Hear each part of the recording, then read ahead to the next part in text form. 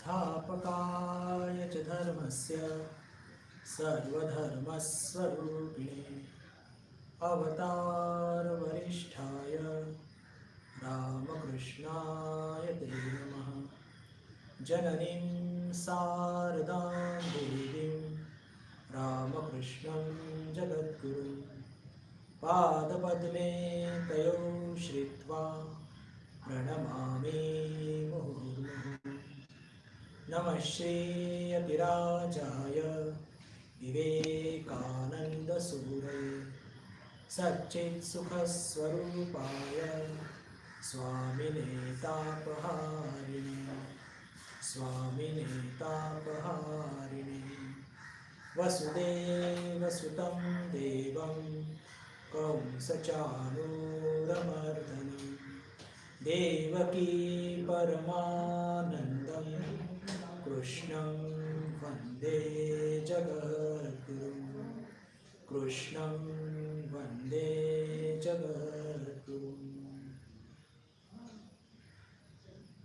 नमस्कार, आपल्या सर्वांचं पुनश्च एकदा श्रावण मास प्रवचनमालेमध्ये मनपूर्वक स्वागत।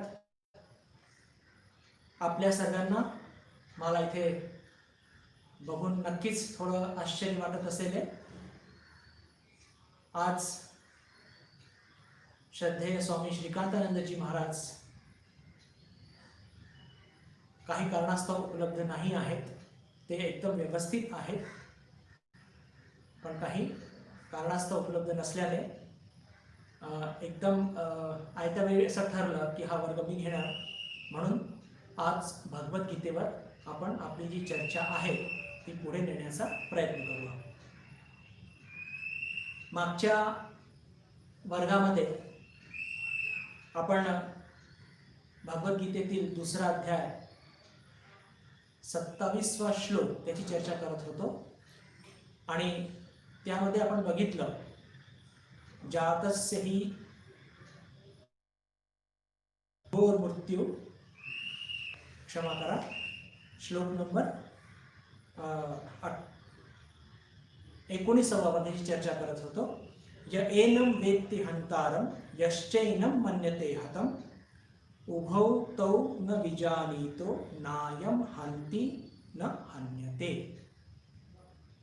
या श्लोकाचं आपण विवेचन करत होतो। त्यात फक्त पहिलीच ओळ आपण याची चर्चा केली होती आणि त्यात आपण बघितलं की हे आत्मतत्व हे कोणालाही कधीही मारू शकतच नाही।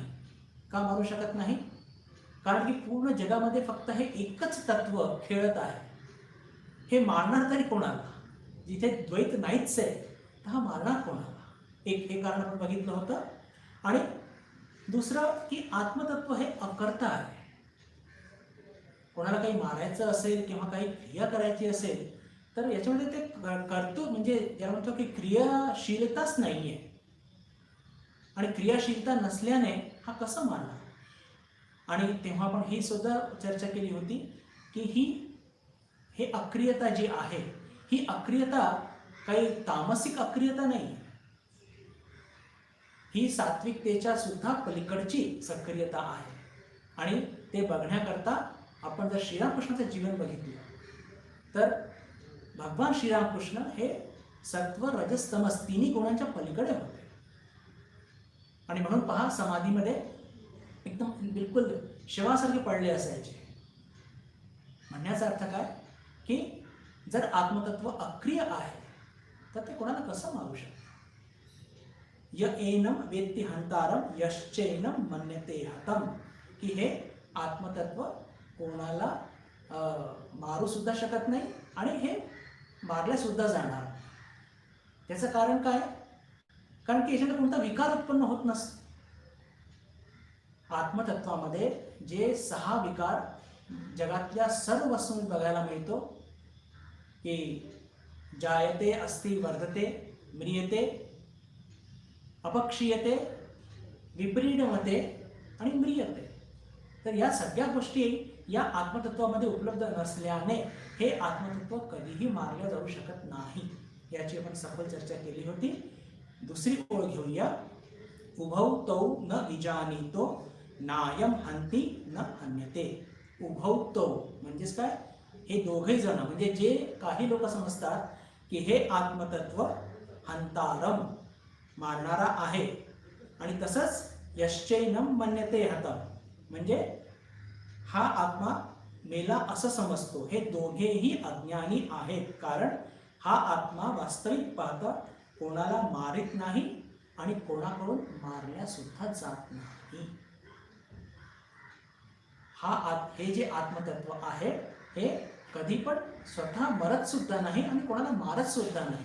किंवा असं म्हटलं तरी चालेल की जो या आत्म्याला मारणारा असे समजतो आणि तसंच जो या आत्म्याला मेला असं समजतो, ते दोघेही अज्ञानी आहेत. का?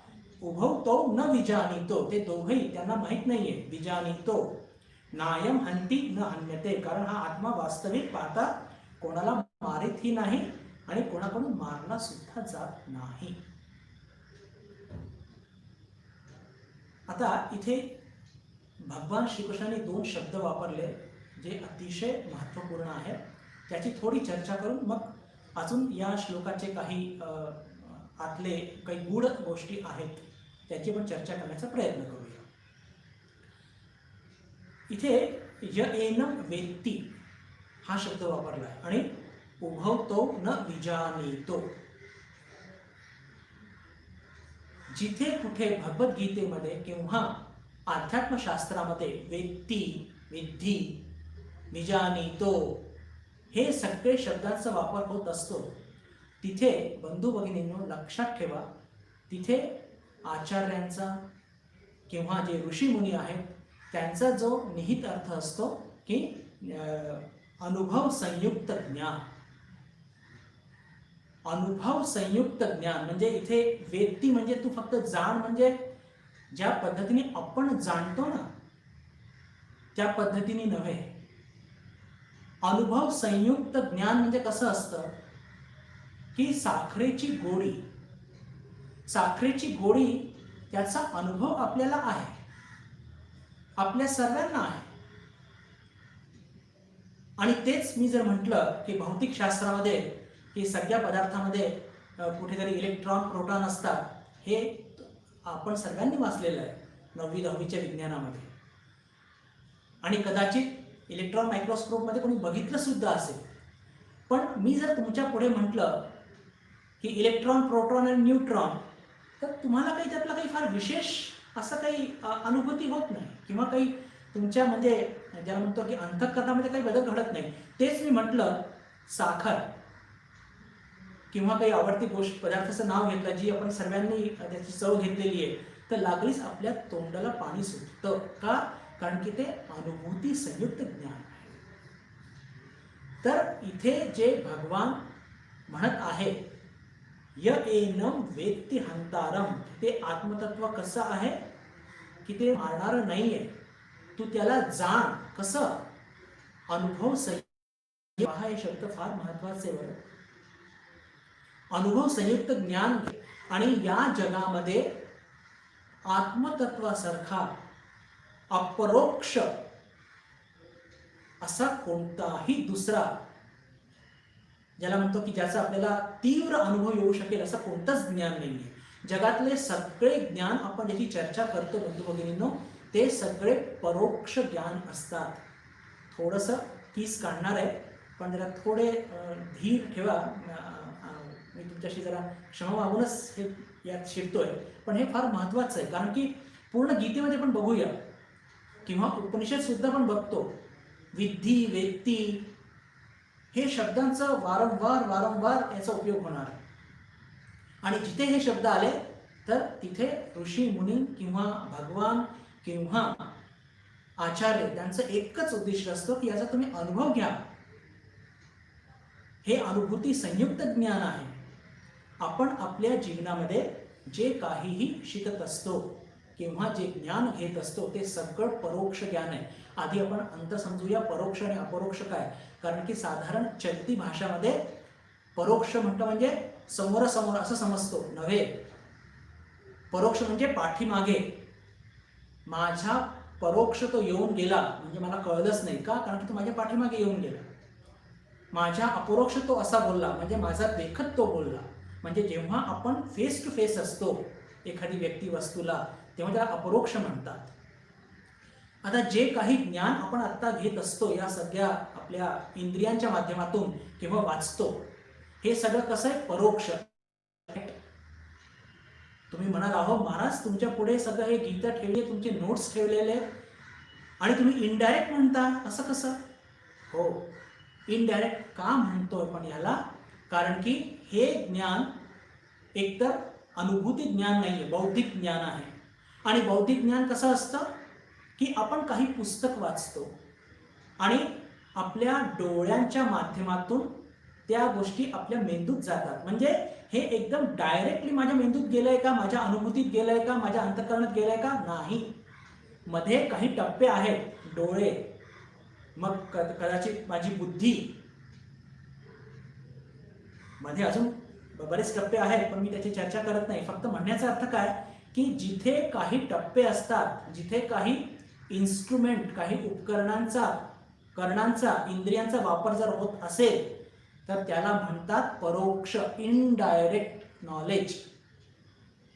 तर या अर्थाने तुम्ही मला म्हणाल तर मग जगात तर सगळंच काही, माझ्यासमोर मोबाईल ठेवलेला आहे, हे सगळे लाईट इथे बघत आहे, या ऑफिसमध्ये सुंदर ठाकूर महास्वामींचे फोटो बघत आहे, सगळं काही, हे सगळ्या गोष्टी आपण जे बघत आहोत किंवा ऐकत आहोत हे सगळं काय आहे?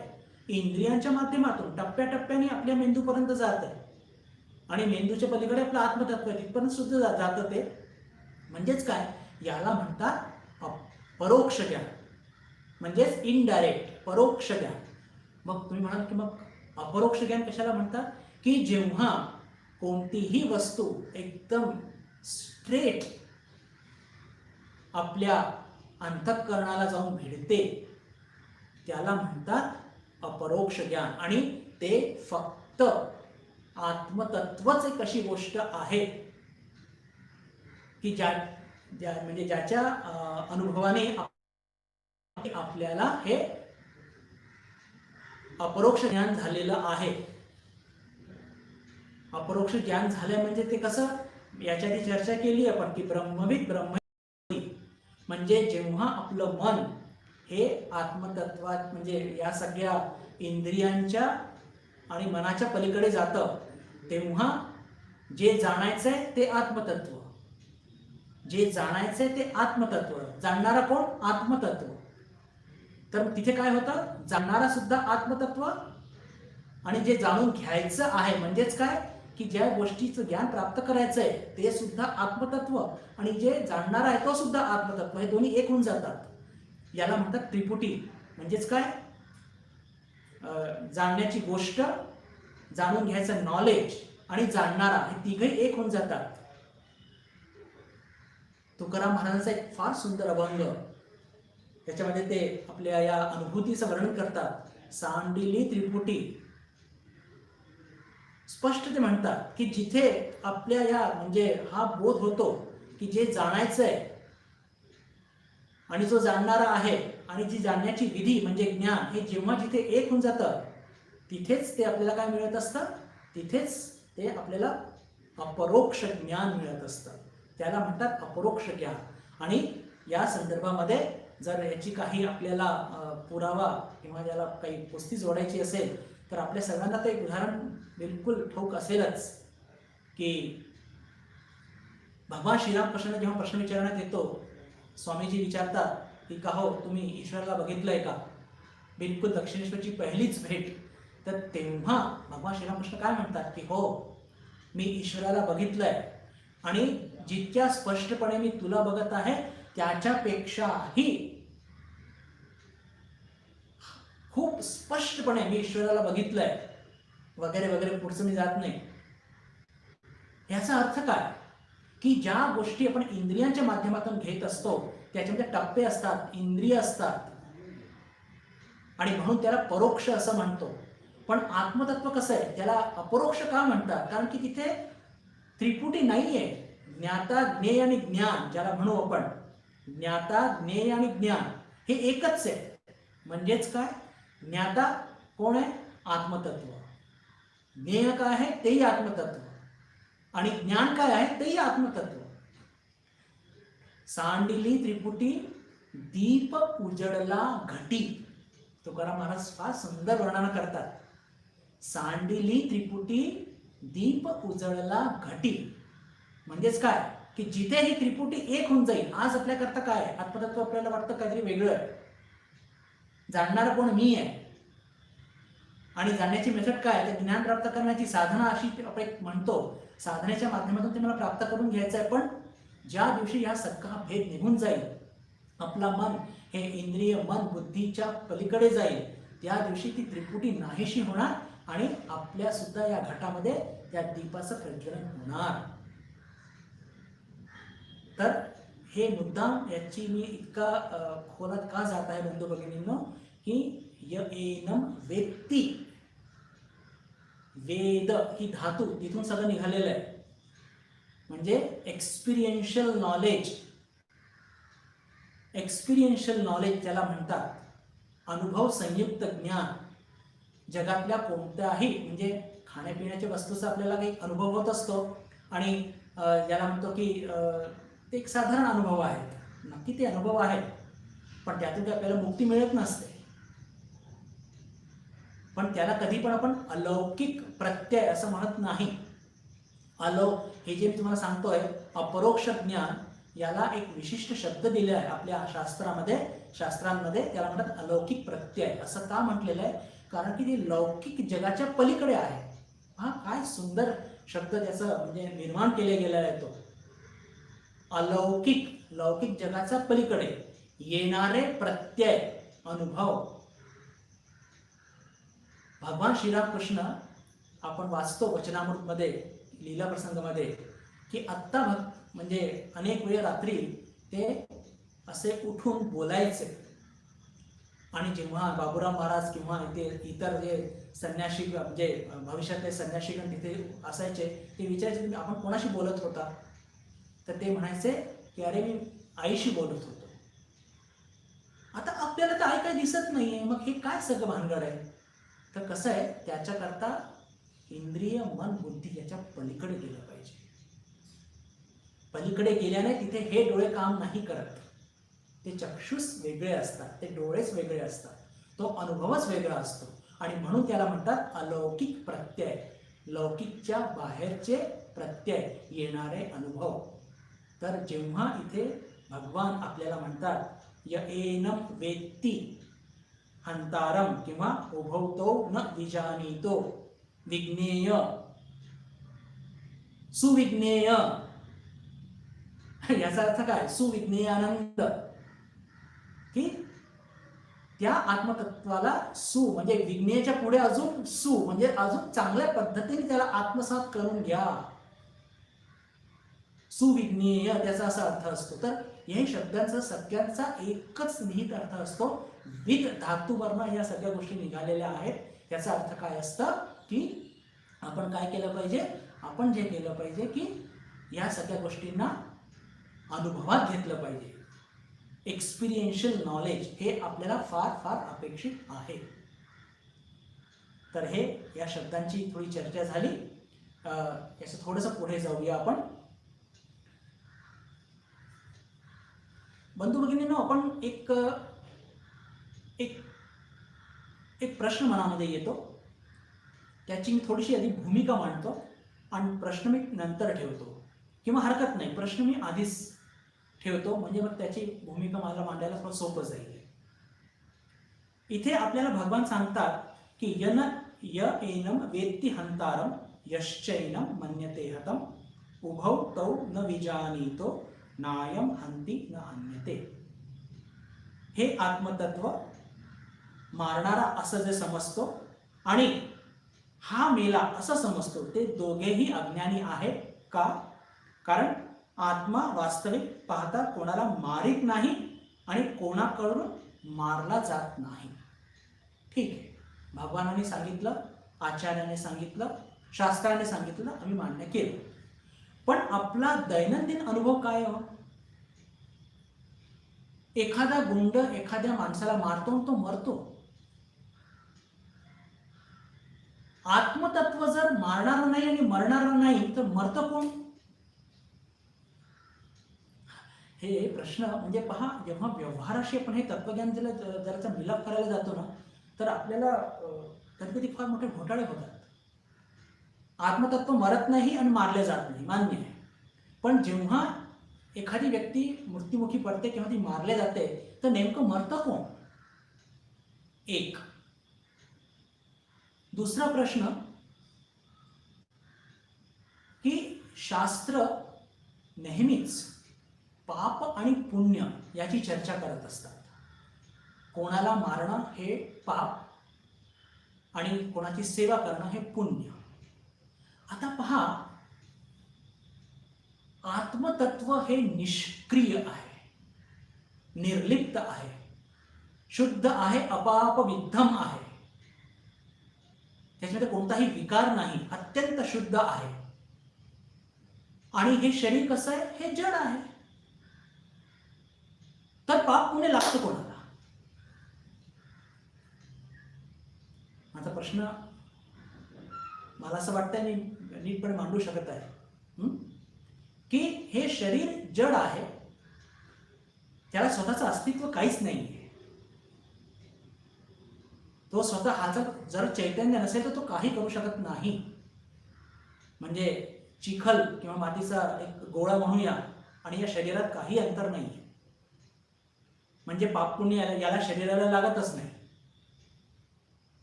आणि आत्मा तर बिलकुल नित्य बुद्ध शुद्ध मुक्त अपाप विद्धम निर्लिप्त सच्चिदानंद घन असं सगळं काही म्हणतो. तर मग जेव्हा आपल्या हातातून पाप किंवा पुण्य घडतात ते लागतात कोणाला? दुसरा प्रश्न. अजून तिसरा प्रश्न की दुसरा प्रश्न असा होता की ते आत्मतत्वाला आपलं शास्त्र पाप करायला मनाही कशाला करतात आणि पुण्य करायला कशाला प्रेरित करतात? म्हणजे ती प्रॉपर्टी कोणाची होत असते? शरीराची होऊ शकत नाही, कारण ते जड आहे आणि आत्मा तर बिलकुल निर्लिप्त आहे. आणि तिसरा प्रश्न की जेव्हा आपण एखाद्याला मारतो, ठार मारतो, तर त्याचं पाप शरीराला लागणं शक्य नाहीये, कारण तो जड आहे, आत्मा निर्लिप्त आहे. एखाद्या व्यक्तीने चांगलं काही काम केलं, त्याचं पुण्य शरीराला लागू शकत नाही, का? ते तर जड आहे. तुम्ही सांगितलंय आता भगवान. आणि आत्मतत्व तर निर्लिप्त आहे. तर मग या सगळ्या गोष्टी, हे पाप पुण्य कोणाला लागतं आणि एखाद्याला ठार मारल्यानंतर मरतं कोण? जर हे आत्मतत्व मरणारा पण नाही आणि मारणारा पण नाही. तर पहा, हे तीन एकदम ज्याला म्हणतो की फार महत्वपूर्ण प्रश्न, आणि त्याचीच चर्चा करण्याचा आपण प्रयत्न करूया. पण त्याच्या आधी मला थोडीशी भूमिका मी मांडण्याचा प्रयत्न करतो आणि त्याच्यानंतर ह्या तिन्ही प्रश्नांचे उत्तर आपण शोधण्याचा प्रयत्न करूया. की पहा बंधू भगिनींनो, भगवद्गीतेमध्ये आपण चर्चा करत असताना एकदम सुरुवातीला आपण बघितलं होतं की अर्जुन युद्धाला नकार देतो. पहिल्या अध्यायामध्ये सुद्धा आणि दुसऱ्या अध्यायाच्या काही श्लोकांमध्ये सुद्धा. आणि त्याच्यामध्ये नकार देताना त्याच्या मनातल्या दोन गोष्टी आपल्याला स्पष्टपणे लक्षात येतात. पहिल्या अध्यायामध्ये त्याला पराजयाची भीती होती आणि दुसऱ्या अध्यायाच्या काही प्रारंभिक श्लोकांच्या सोडल्यानंतर त्याच्या मनामध्ये मला पाप लागेल का, कारण की मी माझ्या गुरुजनांना मारणार. तर नक्कीच अरे कोणालाही मारणं तर पापच लागणार आहे, पण त्यातून गुरुजनांना मारणं म्हणजे तर घोर पाप आहे. तर या दोन भीतीने तो भगवान कृष्णांना सांगत असतो की मी युद्ध नाही करणार. न योत्स्य असं त्याचे शब्द आहेत. न योत्स्य असं करून तो आपले ते धनुष्यबाण खालती ठेवतो. तर आता जेव्हा त्याच्या मनात पराजयाची भीती आहे, तर ती पराजयाची भीती तर भगवान श्रीकृष्ण घालवत आहेत. कशाने? त्याला आत्मतत्व सांगून, त्याला हे सांगून. म्हणजे पहा, जेव्हा आपण आत्मतत्वाची चर्चा करतो तर आपल्याला खूप असा उत्साह येतो. का? कारण की आत्मतत्व हे सगळ्या एनर्जीचं, शक्तीचं एक स्रोत आहे, एक उद्गम आहे. म्हणजे अनित्यानी जी भीती उद्भवाला आली आहे ती नक्कीच आपण घालवू शकतो, उत्साह भरू शकतो, दांडगा उत्साह भरू शकतो आत्मतत्व सांगून. आणि हे सांगून की अरे हे शरीर नष्ट होणार, शरीर नष्ट झाले तरी आत्मतत्व कधी नष्ट होणार नाही, हे तू लक्षात घे. म्हणजे आत्मतत्व सांगून भगवान त्याच्या अनित्याची भीती, मृत्यूची भीती, पराजयाची भीती ही घालवत आहे बिलकुल सशक्तपणे. आणि खूप चांगलेच आर्ग्युमेंट आपण बघतोय की ज्या पद्धतीने भगवान मांडत आहे बिलकुल 11व्या श्लोकापासून. आणि अर्जुन ऐकत सुद्धा आहे, उत्साहाचा संचार होत आहे, साहस बल हे वाढत आहे अर्जुनामध्ये. पण आता पापाची भीती कशी घालवायची, कारण की पापाची भीती सुद्धा आहे. तर पहा, हा पाप कुठे येतो. पहा, इथे फार एक महत्वाचा आपल्याला आध्यात्मिक एक सिद्धांत शिकायचा आहे. तो म्हणजे की जिथे अहम बोध असतो, जिथे कर्तेपणाचा बोध असतो, तिथेच पापाचा आणि पुण्याचा विचार होतो. बस या एक छोट्याशा सिद्धांताकडेच मला तुमचं लक्ष वेधायचं होतं बंधू भगिनींनो, की लक्षात ठेवा. आपण मागच्या वेळेस चर्चा केली 2 वर्गापासून त्या स्फटिक मणीची. तो स्फटिक मणी काय करतो, तो लाल फुलाचा रंग घेऊन येतो आणि आपल्याला असं भासतं की ते मणी लाल झालेलं आहे. आत्मतत्व प्रकाशित करतं अंतःकरणाला. आता आत्मतत्वाचा हा एक गुणच आहे की ज्याच्या बरोबर जातो त्याचा रंग तो घेऊन येतो. पण आपण काय समजतो की आत्मतत्व त्याला क्षुद्रत्व प्राप्त झालंय, त्याला एक सीमितत्व प्राप्त झालेलं आहे. आणि त्याच्यातून काय निर्माण होतं, तर अहमबोध निर्माण होतो. अहमबोध म्हणजे मी करता. जर मी करताय तर मला जे फळाचे भोग मला घ्यावेच लागतील. जर मी करता आहे, मी असं मानतो, तर फळाचे भोग मला घ्यावे लागणारच. असं होऊ शकत नाही की मी ते फळाचे भोग घेणार नाही. हे इनएव्हिटेबल आहे, अशक्य आहे. जिथे करते, आणि हा कर्तेपणा का येतोय, आपल्या अज्ञानामुळे. आत्मतत्व जे आहे, जे आत्मतत्व त्या अंतःकरणाच्या संगतीत आलं, आणि त्याचा तो एक गुणच आहे, त्याचं स्वरूप आहे की तो जसं स्फटिक मणी लाल रंग घेतो त्या फुलाचा, तसं आत्मतत्व त्याच्या रंग आपल्याला म्हणजे भासतं. तसं तर आत्मतत्व नित्य शुद्ध असतं, पण त्या अंतःकरणाच्या माध्यमातून ते प्रकट होत असतं. म्हणून आपल्याला वाटतं की त्याला क्षुद्रत्व प्राप्त झालंय. की जसं आपण एक लाल रंगाचा गॉगल घातला आणि सूर्याकडे बघितलं, आपल्याला वाटतं की सूर्य लाल झालाय, पण सूर्य लाल झालेला नसतो. सूर्य लाल झालेला नसतो, पण आपल्याला ते भासतं, दिसतं. तसंच हे अंतःकरणाच्या माध्यमातून जेव्हा आत्मतत्व, जे अनंत चैतन्य प्रगट होतं, आपल्याला ते क्षुद्र असं भासतं. आणि त्यांनी काय होतं, अंतःकरणाच्या माध्यमातून जेव्हा आत्मतत्व प्रकट होतं, आपल्याला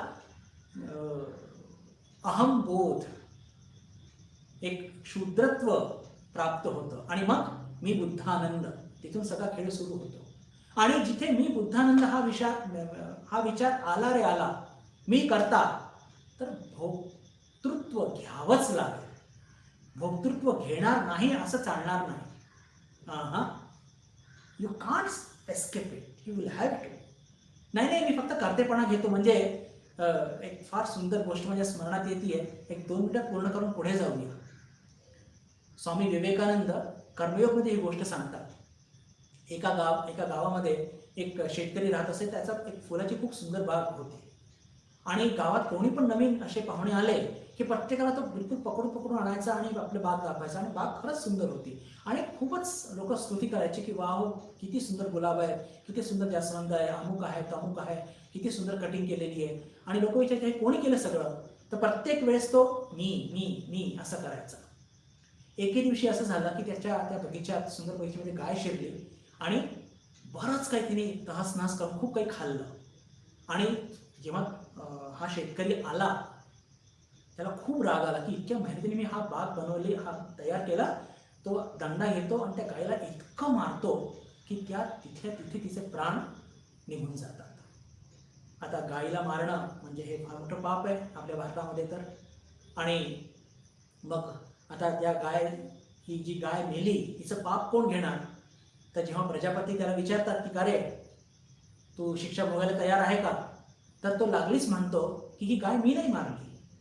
मग कोणी मारली, तर म्हणे इंद्राने मारली. इंद्राने कसं काय मारलं? म्हणे हो, पहा, हाताचे जे देवता कोण असतात? आपल्या शास्त्रामध्ये असं म्हणतात की हाताचे देवता इंद्र असतात. तर म्हणे हे हात कोण चालवायला, कोणत्या देवताची जबाबदारी आहे? इंद्राची. आणि या हाताने मी मारलाय तर मी नाही मारलाय, इंद्राने मारलाय. अच्छा, मग प्रजापती जातात त्या इंद्राकडे, म्हणतात की तुला शिक्षा भोगावी लागेल, गाय मारलीस. म्हणे का? मी कुठे मारली गाय? म्हणे तो खालचा तो शेतकरी म्हणतोय असं असं. तर ते प्रजापतीला म्हणतात, ते इंद्र, एक दिवसाचा वेळ द्या मला, मी जरा न्यायनिवाडा करून येतो. पण ठीक आहे. इंद्र खालती येतात पाहुण्याच्या रूपानं आणि पुन्हा त्याचं बाग बघतात. शेतकरी बरोबर असतो आणि खूप स्तुती करतात ते, म्हणजे पाहुणे. इंद्र म्हणजे पाहुणे जे मुळात इंद्र असतात, म्हणजे पाहुणेरूपी इंद्र त्या बगीच्याची बागेची खूप स्तुती करतात. आणि हे फूल कोणी लावलं, हे झाड कोणी लावले, काय सुंदर, किती सुंदर जास्वंद आहे हो, किती विभिन्न रंगाचे आहेत, पांढरे आहेत, लाल आहेत, गुलाब किती चांगले आहेत, कोणी केलं? तर मी केलं, मी केलं, मी केलं. असं करता करता तो इंद्र बरोबर जिथे गाय ती मेलेली पडली असते तिथे नेतात आणि विचारतात की काय हो, हे गाय कोणी मारली? म्हणे इंद्राने मारली. तेव्हा इंद्र लागलीच प्रकट होतात आणि म्हणतात, वा, बगीचा करताना मी आणि गाय मारताना मात्र इंद्र. आणि समोर साक्षात इंद्राला बघून तो शेतकरी फार हतप्रभ होतो, त्याला लाज वाटते आणि प्रजापती त्याला काय शिक्षा करतात. म्हणण्याचा अर्थ काय की जर आपण आपल्या जीवनामध्ये, पहा, असं होत असतं की आपण करतेपणा, निर्णय घेण्याची इच्छा आपली खूप असते आणि आपण घेतो सुद्धा, पण जबाबदारी टाळत असतो. हे फार मोठा मॅनेजमेंटचा लेसन आहे बरं. याच्यावरती फार काही म्हणजे आता कार्य सुरू आहे की आपण करतेपणा घेतो, पण आपल्याला भोक्तृत्व, आणि भोक्तृत्व म्हणजे त्याच्यात कसं असतं की काहीतरी चांगलं यश मिळालं असेल तर मी मी मी मी केलंय, आणि जर त्यात अपयश आलं, म्हणजे निर्णय मी घेतलाय पण अपयश आलंय, तर कोणी घेतलं अपयश? गाय कोणी मारली? इंद्राने. असं नाही चालणार. हे टोटली अनस्पिरिच्युअल ॲटिट्यूड आहे, लक्षात ठेवा. टोटली अनस्पिरिच्युअल ॲटिट्यूड आहे. निर्णय जर मी घेतले आहे, जबाबदारी सुद्धा माझीच आहे. असो, थोडासा विषयांतर सारखं झालं वाटतं, पण म्हणजे म्हणण्याचा अर्थ काय की जिथे कर्तृत्व आहे तिथे भोक्तृत्व हे घ्यावंच लागेल, त्याच्याशिवाय पर्याय नाही. आणि हे कर्तृत्व आपल्याला का मिळत असतं? आपल्या अज्ञानामुळे. जीव चैतन्यत्व, सीमितत्व, जे अनंताला आपण सीमित समजतो, त्यातून हे आपल्याला प्राप्त होत असतं. तर त्याच्याकरता काय केलं पाहिजे? तर अकर्तेपणाची साधना केली पाहिजे. अकर्तेपणाची साधना म्हणजे काय? तर आपण वचनामृतचं थोडंसं एक रेफरन्स घेऊन मग पुढे जाऊया. 3 प्रश्न आपल्याला पूर्ण करायचे आज. तर कसं आहे की अकर्तेपणा कसा आपल्या जीवनात येऊ शकतो? तर त्याचे 2 मार्ग सांगितले गेले. एक ज्ञान मार्ग आणि एक भक्तीचा मार्ग किंवा शरणागतीचा मार्ग. ज्ञान मार्ग म्हणजे काय असतं की पहा, हे आपलं जे देह आहे, याच्या पर असणारा मी देह नाही, मी आत्मा आहे, मी विश्व चैतन्य आहे, मी अनंत चैतन्य आहे. मी देह नाही, मी इंद्रिय नाही, मी मन नाही, मी बुद्धी नाही, असा सतत विचार, आणि मी आत्मा असल्याने मी निष्क्रिय आहे. पण असंच करून चालणार नाही बरं. म्हणजे फक्त तोंडाने बोलतोय मी निष्क्रिय आहे आणि हाताने पण कार्य करत आहोत, असं म्हणून चालणार नाही.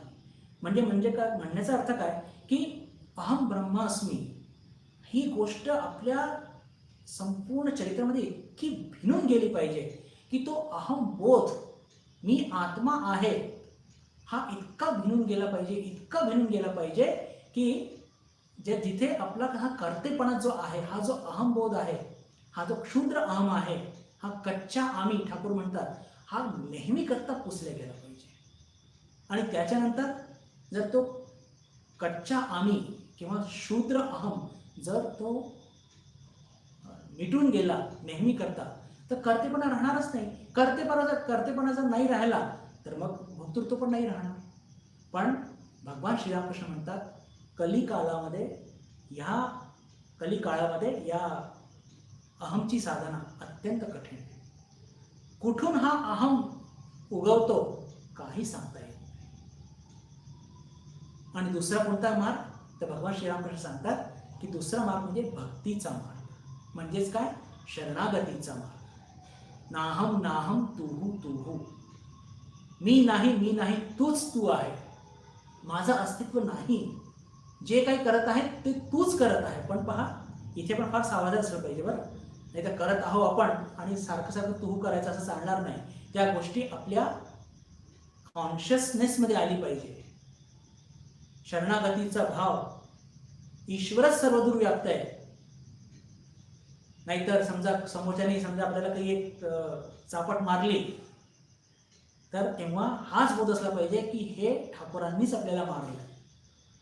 समोरच्यानी जर आपल्याला एखादा लाडू किंवा पेढा दिला तर हे सुद्धा ठाकूरांनीच दिलंय. नाहीतर लाडू पेढा देत असताना समोरचा ठाकूर आहे आणि चापट मारत असताना समोरचा दुष्ट आहे आणि त्यांनी एक मारली म्हणून त्याला 2 मारणार, हा शरणागतीचा भाव नाही. 24 तास प्रत्येक दिवस आपल्या अवतीभोवती प्रत्येक ज्या गोष्टी घडत आहे ते ईश्वराच्या इच्छेनेच घडत आहे. या साधनेतून आपला अहम नाहीसा होतो. शरणागतीचा भाव, त्या विणकराची गोष्ट आपल्या सगळ्यांना माहिती आहे. मी तर त्याची म्हणजे जरी संदर्भ आहे मी त्याला रिपीट करत नाही, पण त्या साधनेने सुद्धा आपलं अहम, तो काय म्हणत असतो की रामाच्या कृपेनेच चोर आले, रामाच्या कृपेने मला पकडलं, रामाच्या कृपेनेच मला ते सगळे पोलीस ठाण्यात घेऊन गेले, रामाच्या इच्छेनेच मी तुमच्या पुढे उभा आहे आणि रामाच्या इच्छेनेच तुम्ही मला सोडलं. म्हणजे सगळी इच्छा रामाच्या इच्छेने झालेलं आहे. हे जेव्हा त्या जजच्या लक्षात येतं की हा मनुष्य अत्यंत साधा भोळा आहे, हा चोरी करू शकत नाही, हे लक्षात आल्याबरोबर ते त्याला सोडतात. म्हणण्याचा अर्थ काय की त्या शरणागतीच्या साधनेमुळे त्याचा अहम बिलकुल नाहीसा झाला होता आणि म्हणून त्याला शिक्षा सुद्धा मिळाली नाही. जरी त्या चोरांबरोबर तो हिंडला होता, त्याला जबर म्हणजे बळजबरीने पकडून नेलं होतं, तो भाग वेगळा. पण म्हणण्याचा अर्थ काय की हे 2 मार्ग आहेत, अहम ब्रह्मास्मी आणि शरणागतीचा. या दोन्ही मार्गाने आपण आपल्या जीवनामध्ये असलेलं जे कर्तृत्वाचा जो बोध आहे ना, जो क्षुद्र अहम आहे, तो नेहमी नाहीसा करू शकतो.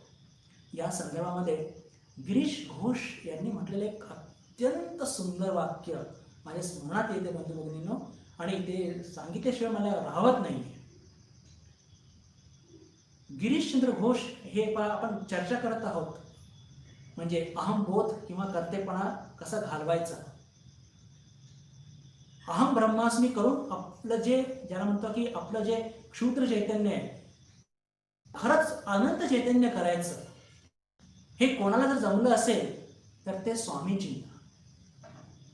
आणि शरणागतीचं भाव घेऊन अत्यंत क्षुद्र होऊन आपलं अहम संपूर्णपणे नष्ट करायचं, हे पण जर कोणाला जमलं असेल बाबा श्रीरामकृष्णांच्या एखाद्या पार्षदामध्ये, तर ते नाग महाशय. गिरीशचंद्र घोष एक वाक्य म्हणतात की आमचे स्वामीजी इतके मोठे झाले, इतके मोठे झाले, इतके मोठे झाले की त्यांना माया बांधू शकली नाही. या बात आहे. आणि मग काय म्हणतात, आमचे नाग महाशय तर इतके छोटे झाले, इतके छोटे झाले, इतके छोटे झाले की त्याला सुद्धा माया बांधण्याकरता पकडू शकली नाही. म्हणजे ठाकूरांच्याकडे पहा सगळ्या व्हरायटीज उपलब्ध आहेत, नाव घ्या आणि उपलब्ध आहे. हे गिरीशचंद्र घोष पहा, त्यांचे काय म्हणजे काय पातळी असेल की त्यांना ह्या गोष्टी किती सहजपणे सुचल्या.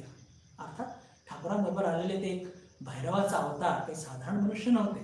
पण यातून लक्षात येतं आपल्याला, काय लक्षात येतं की काय म्हणतात ते की आमचे स्वामीजी इतके मोठे झाले, इतके मोठे झाले, म्हणजे त्यांचा जो अहम ब्रह्मास्मी, जो अहम म्हणजे जो तुमचा आणि माझा अहम तो नाही बरं, त्यांचं जे चैतन्य, ते जे क्षुद्र चैतन्य, त्याला काढून त्यांनी विश्व अनंत चैतन्यामध्ये विलीन केलं, इतके मोठे झाले ते.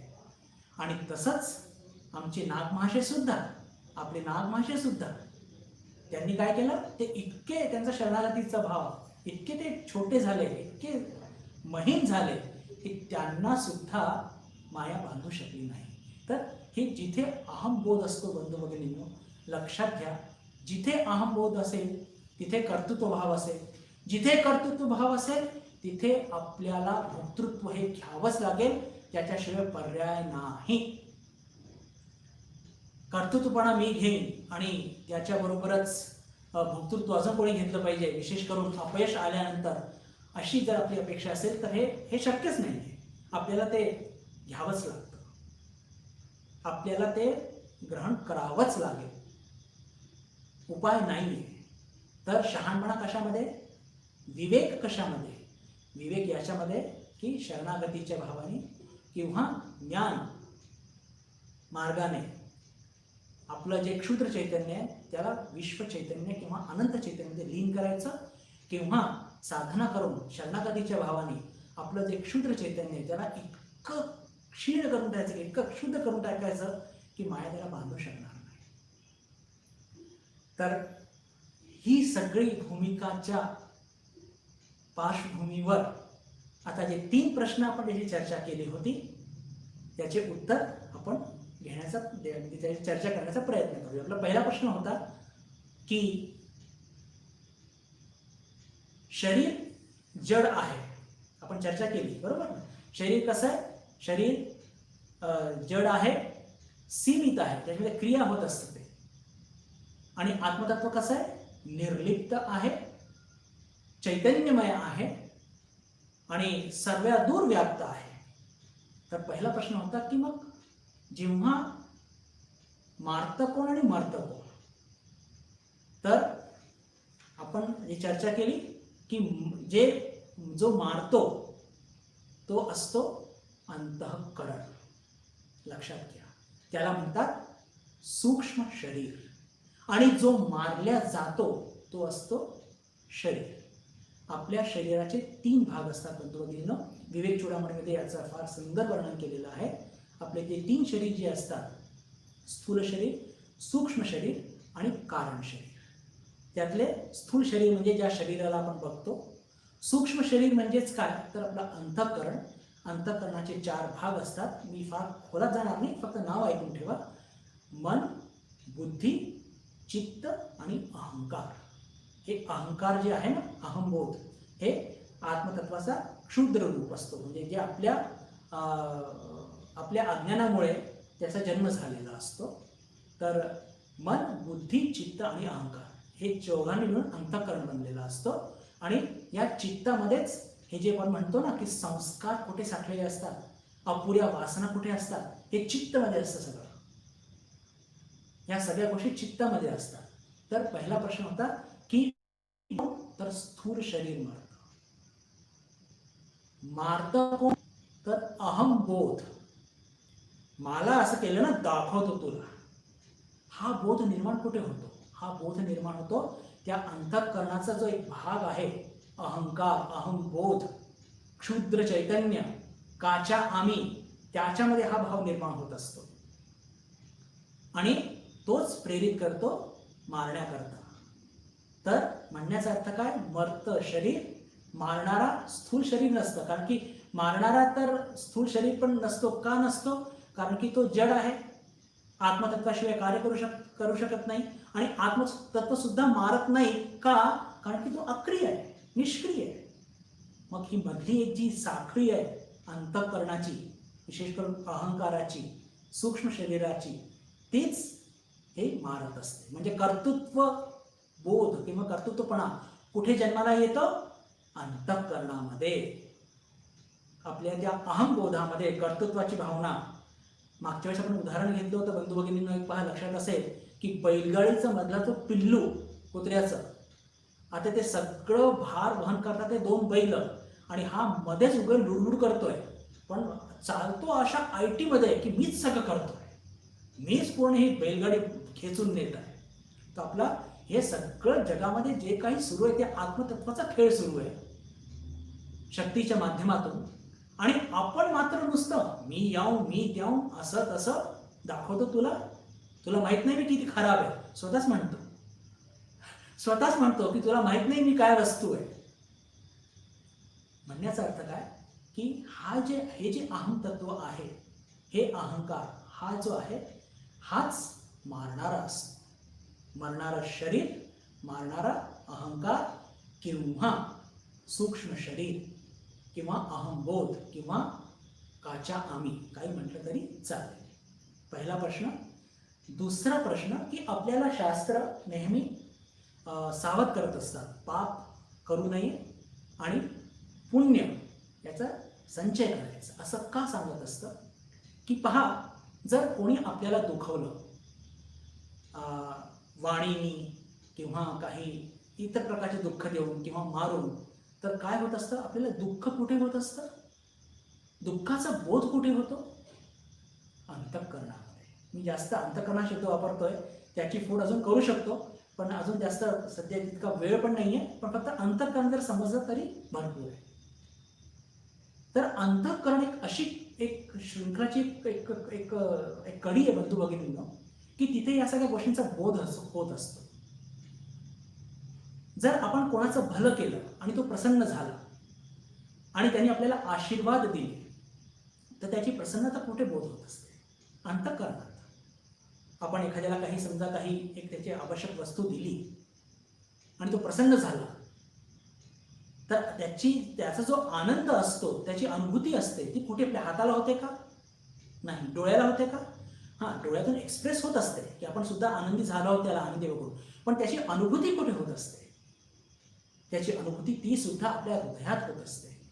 तर जसं आपल्याला दुःख होतं, आपल्याला आनंद होतो किंवा सुख अनुभवतो, तसं दुसऱ्याला सुद्धा दुःख किंवा सुख मिळत असतं. तर जेव्हा आपण दुसऱ्याला सुखी करतो, तर आपल्याला पुण्य मिळतं. काय सुंदर एक्सप्लेनेशन बघा. ज्या प्रकारची अनुभूती सुखाची किंवा दुःखाची आपल्याला होते, तशी दुसऱ्याला सुद्धा होते. म्हणूनच की दुसऱ्याला सुखी करणं म्हणजे त्यातून काय निर्माण होतं, आपल्याकरता पुण्य निर्माण होतं. आणि दुसऱ्याला दुःखी जर आपण करतो वाणीनी शरीराने, तर तो दुःखी होतो आणि आपल्याकडे काय येत असतं, तर पाप येत असतं. आणि म्हणून आपल्याला शास्त्र नेहमी बजावत असतं, सांगत असतं की बाबा रे, पाप करू नकोस, पुण्य कर, कोणाला दुखवू नकोस. तुझे पाप वाढले तर तू मोक्षापासून तू दूर होशील. तर दुसऱ्या प्रश्नाचं उत्तर काय, की आपल्याला शास्त्र आपल्याला म्हणजे पाप करायला नाही सांगत असतं का, त्यातून दुसऱ्याला पण दुखवत असतो. आणि पुण्य करायला का सांगतं, त्यातून दुसऱ्याच्या अंतःकरणाला पण सुखी करत असतो. हे झालं दुसऱ्या प्रश्नाचं उत्तर. आणि तिसरा आणि जो अत्यंत महत्त्वपूर्ण प्रश्न जो होता, की पाप आणि पुण्य हे कोणाला लागतं. आता पहा, एकदम स्पष्ट आणि एकदम क्लिअर झालं या उत्तराने, म्हणजे या विशेष करून कर्तृत्व बोधाने.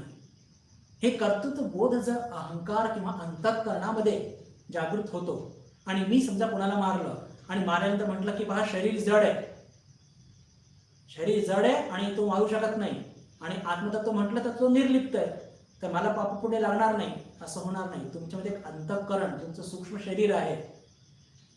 जी अंतःकरण एक अशी कडी आहे आत्मतत्वाच्या आणि या स्थूल शरीराच्या मधली कडी आहे. आणि या अंतःकरणामध्ये ते पाप आणि पुण्य साठत असतात. आणि जर आपण कोणाला ठार मारलं तर त्याचं पाप आपल्या अंतःकरणामध्ये लागतं, आणि त्याचे कर्मफळ आपण जर या जन्मात नाही भोगले तर ते अंतःकरण पुढच्या जन्मामध्ये ते सगळं घेऊन जातं साठवून. त्या चित्तामध्ये सगळं अकाउंट लिहिलेलं असतो, बॅलन्स शीट. ती बॅलन्स शीट सगळं आपण बघतो ना, की आपण म्हणजे समाजामध्ये बघतो की एखादी व्यक्ती अत्यंत सज्जन असते, परिवार पूर्ण सज्जन असतो, पण काही केलं त्यांच्या परिवारामध्ये एकानंतर एक खूप दुःख येत असतात. असंही बघतो की एखादे परिवार आहे आणि त्यांच्याकडे कधी असं दुःख, ते दुःखात आहेत किंवा त्यांच्यावरती काही असं काही विपत्ती आलेली आहे अशी कधी आपल्याला आढळत नाही. असं का होत असतं? त्याचं कारण की हे सगळे मागच्या जन्माचे पुण्यकर्म असतात किंवा पापकर्म असतात. या जन्मी एखादी व्यक्ती अत्यंत सज्जन आहे, पण त्यांच्यावरती दुःखाचा वर्षाव का होत असतो? कारण की मागच्या जन्माचे, या जन्मी ते फार सज्जन असतात, कोणाला दुखवत नाही, त्रास देत नाही, भक्त असतात, पण मागच्या जन्मीचे केलेले काही पापकर्म असतात, ते सगळे चित्तामध्ये सगळं लिहिलेलं असतं, एकदम इन्व्हेस्टमेंट सहित. मागच्या जन्मी तुम्ही काय इन्व्हेस्टमेंट केलेलं आहे ते या जन्मी तुम्हाला सगळं फेडावं लागेल. मग ते पाप असो की पुण्य असो, मग ते पाप असो की पुण्य असो, ते बरोबर आपल्याला ते फेडावंच लागतं. पण हे सगळं मग पुन्हा एक प्रश्न येतो बंधू भगिनींनो आपल्या मनामध्ये, की मग जर आपल्या जीवनामध्ये समजा एखाद्याने पाप केलं असेल किंवा पुण्य जर केलं असेल, मग त्या पुण्याचे फळ तो भोगत असेल, म्हणजे तो खूप चैनीमध्ये राहत असेल आणि चैनीमध्ये राहत असता असता तो जर देवाला विसरला तर, किंवा एखाद्याने खूप पाप केले असतील आणि या जन्मात त्या पापामुळे तो अजून पाप करेल, मग त्याला मोक्षच मिळणार नाही. अगदी खरं आहे. मग उपाय काय? उपाय एकच, करतेपणा सोडा. वंडरफुल. उपाय फक्त एकच आहे, हा क्षुद्र अहम, हा हा काचा आम्ही ठाकूर म्हणतात, हे सोडा. हे क्षुद्रत्व सोडा. क्षुद्रत्व सोडलं म्हणजे काय होणार? पाप पण नाही, पुण्य पण नाही. ठाकूरांनी सगळं पहा आईला दिलं होतं ना. ठाकूरांनी आपली साधना करत असताना आईला दिलं होतं, आई हे घे तुझा धर्म, हे घे तुझा अधर्म, हे घे तुझे पाप, हे घे तुझं पुण्य. म्हणजेच काय? ठाकूरांनी फक्त एकच गोष्ट दिली नव्हती आईला, म्हणजे भवतारणीला, आणि ते काय? ते म्हणजे सत्य. ठाकूर म्हणाले जर सत्यच मी जर दिलं तर मग मी सत्य दिल्यानंतर, म्हणजे एखादी वस्तू आपण कोणाला दिल्यानंतर ती पुन्हा वापरू शकत नाही. मी तुम्हाला समजा हे माझे नोट्स दिले, आता मी तुम्हाला पुन्हा मागू शकणार नाही. तसंच जर ठाकूर म्हणतात की सत्य जर मी आईला दिलं तर मग मी सत्य वापरू शकणार नाही, म्हणजे मग प्रत्येक गोष्ट म्हणजे असत्य ठरणार. पहा अवताराच्या जीवनामध्ये प्रत्येक गोष्टीला किती महत्व. म्हणून त्यांनी सत्य आपल्याकडे ठेवलं, बाकी सगळं काही आईला देऊन टाकलं. का देऊन टाकलं? कारण की कर्तृत्व बोधच तिथे नव्हता, ऍब्सोल्युटली नव्हता. स्वामीजींच्या जीवनातला सुद्धा एक फार बोलका प्रसंग आहे, ते सांगून मग तिथे थांबूया, वेळ होत आलेली आहे. की पहा महापुरुषांच्या जीवनामध्ये कर्तृत्वबोध कसा नसतो. स्वामीजी अमेरिकेतून परत आलेले आहेत आणि आल्यानंतर त्यांच्या मनामध्ये फार संकल्पना आहेत की रामकृष्ण मिशन उभारायचं, सगळे शिक्षित संन्यासींना गोळा करायचं आणि त्यांच्या माध्यमातून सेवा कार्य प्रारंभ करायचं, आणि हे सगळे मुलं शिवभावे जीवसेवा आत्मनो मोक्षार्थम जगत हितायच या एका म्हणजे या मंत्राखाली स्वतःच्या मोक्षाकरता साधना पण करतील कर्मयोगाची आणि लोकांची सेवा सुद्धा करतील. आता याच्यामध्ये अर्थातच कर्मयोग म्हटलं म्हणजे सेवा कार्य आलंच, पण तेव्हा संन्यासी लोकांनी असे काही सेवा कार्य करावे अशी काही पद्धत नव्हती. आणि जर बघितलं तर ठाकूरांनी सुद्धा असं काही कुठे सांगितलं नाही सेवा करण्याबद्दल. फक्त त्यांनी एक तो घटना घडली की दया नाही सेवा, तेवढंच असं एवढं सांगितलंय. पण कुठेही असं सांगितलं नाहीये की तुम्ही हॉस्पिटल उघडा आणि युनिव्हर्सिटी चालवा. तर जेव्हा स्वामीजी आले आणि तर त्यांच्याशी चर्चा करत असताना ठाकूरांचे फार जवळचे काही गृहस्थ भक्त त्यांना सांगू लागले की स्वामीजी तुमचं हे कार्य, तुमचं हे सेवा कार्य कोणीही स्वीकार करणार नाही. का? कारण की त्याला शास्त्राची काही अशी जोड नाही. असं थोडेसे ज्याला म्हणतो की मिसअंडरस्टँडिंगमुळे किंवा थोडंसं अज्ञान असेल, कशामुळे असू दे त्याच्या तपशिलात आपण जाऊ नये. असं म्हणतात की तुमचं कार्य, हे शब्द वापरतात की तुमचं कार्य कोणी करणार नाही. ऐकल्याबरोबर स्वामीजी म्हणतात की जर ते माझं कार्य असेल तर या क्षणी ते नष्ट होऊन जाऊ. क्या बात आहे. ते म्हणतात की हे जर माझं कार्य आहे किंवा जर हा माझा सिद्धांत आहे तर हा सिद्धांत या क्षणी नष्ट होऊन जाऊ. असं का म्हणतात? कारण की तो सिद्धांत त्यांची ती भावना होती की हा सिद्धांत ठाकूरांनी सांगितलेला आहे. ती जी घटना घडली होती त्याचा निहित अर्थ कदाचित इतर जे त्यागी शिष्य होते त्यांना तो कळला नव्हता, म्हणून ते तसं म्हणत होते. जे गृहस्थ भक्त विशेषकर मास्टर महाशय त्यांनी विरोध केला होता याचा, म्हणजे त्यांना ते कळलं नव्हतं म्हणून. पण लक्षात घ्या, जेव्हा त्यांनी असं म्हटलं की तुमचं कार्य, असं म्हटल्याबरोबर ते कार्य स्वामीजींचं नव्हतंच, ते ठाकूरांचं होतं. आणि ते फक्त स्वामीजींच्या मार्फत त्याची म्हणजे स्थापना करण्यात आली त्या सिद्धांताची. म्हणण्याचा अर्थ काय की स्वामीजी बिलकुल त्या क्षणी म्हणतात जर हे माझं असेल ना, माझ्या अहमच्या माध्यमातून निघालं असेल तर ते या क्षणी नष्ट होऊन जावं, आणि जर ते ठाकूरांचं असेल तर ते जिवंत राहावं. आणि आपण बघतोय की दिवसेंदिवस किती उन्नती, किती प्रगती या सिद्धांताची, आणि फक्त रामकृष्ण मठ मिशनच्या माध्यमातूनच नव्हे तर अनेक ऑर्गनायझेशनच्या माध्यमातून या तत्वांचा किती प्रचार आणि प्रसार होत आहे. गुजरातमध्ये एक संस्था आहे, मी नाव घेऊ इच्छित नाही, आता पण ते सुद्धा सेवा करत नव्हते. संन्याशी संस्था आहे आणि भल्ली मोठी संस्था आहे बरं, खूप मोठी. पण विशेष करून 2000च्या नंतर त्या लोकांनी सुद्धा, त्या संन्याशी संप्रदायाने सुद्धा सेवा कार्य हातात घेतलं आहे. कारण की ही आज समाजाची आणि वेळाची गरज आहे. तर म्हणण्याचा अर्थ काय की माझं असेल तर आत्ताच नष्ट हो आणि ठाकूरांचं असेल तर हे याची प्रगती हो. की ठाकूरांचं ते नव्हतंच. कारण स्वामीजींना अहमबोध नव्हताच, मुळातच तो अहमबोध नव्हता. म्हणूनच त्यांनी ते तसं म्हणू शकले आणि त्यांचा तो विश्वास होता की ही सुरुवातीमध्ये अंडरस्टँडिंगमध्ये थोडंसं एक काहीतरी चूक होत आहे, पण नंतर सगळ्यांनी त्याला स्वीकार केलं आणि सगळ्यांनी त्याच्यात सहभाग सुद्धा केला. तर आपण जे 3 प्रश्न घेतले होते बंधू भगिनींनो, की मरत कोण असतं? शरीर. मारणारा कोण? अहंकार. पाप पुण्य हे शास्त्र आपल्याला का सांगतात? कारण की आपण या आपला अहमबोध काही केला जात नसतो, आपला कर्तृत्व बोध जात नसतो. आणि पाप आणि पुण्य कोणाला लागत असतं? तर पाप पुण्य हे शरीराला नाही, आत्म्याला सुद्धा नाही, तर ते अंतःकरणाला लागत असतं. आणि त्याचं पूर्ण बॅलन्स शीट तिथे रेकॉर्डेड असते. पुनर्जन्म झाल्यानंतर त्याच हिशोबाने आपल्याला सगळं रिपे करावं लागतं. तर मुक्तीचा मार्ग कोणता?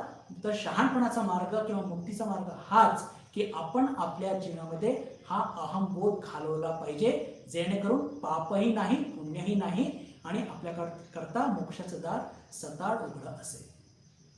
ठरलेली वेळ ही संपलेली आहे, थोडा वेळ जास्तच झालेला आहे.